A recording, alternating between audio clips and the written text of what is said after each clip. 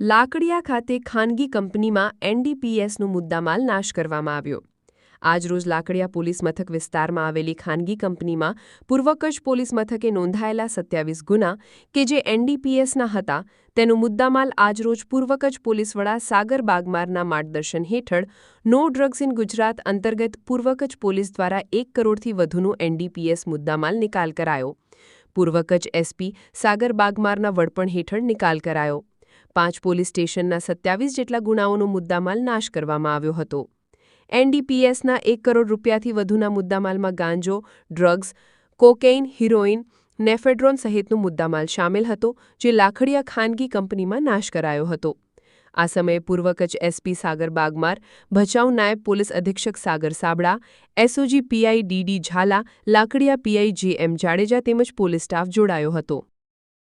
આજે પૂર્વ કચ્છ જિલ્લા પોલીસ દ્વારા નાર્કોટિક્સનું મુદ્દામાલનો નાશ કરવામાં આવ્યો છે, જેમાં 27 જેટલા ગુનાઓનો જે નાર્કોટિક્સનું મુદ્દામાલ હતું, હેરોઇન, ગાંજા, કોકેન વગેરે મુદ્દામાલનો આજે નાશ કરવામાં આવ્યો છે, જેમાં ટોટલ 321 કિલો જેટલું મુદ્દામાલ, જેની કિંમત 1 કરોડ જેટલી છે, એ મુદ્દામાલનો નાશ કરવામાં આવ્યો છે.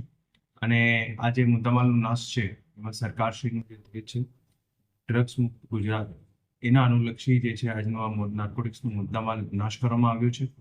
અને આ આખું જે મુદ્દામાલ છે એ મુદ્દામાલનું નામદાર કોર્ટની બધી પરમિશનના આધારે એમની બધું કાયદેકીય પ્રવૃત્તિ પૂરી કરીને જે છે આખી કાર્યવાહીને પૂર્વ કચ્છ જિલ્લા પોલીસ દ્વારા પૂરી કરવામાં આવી છે.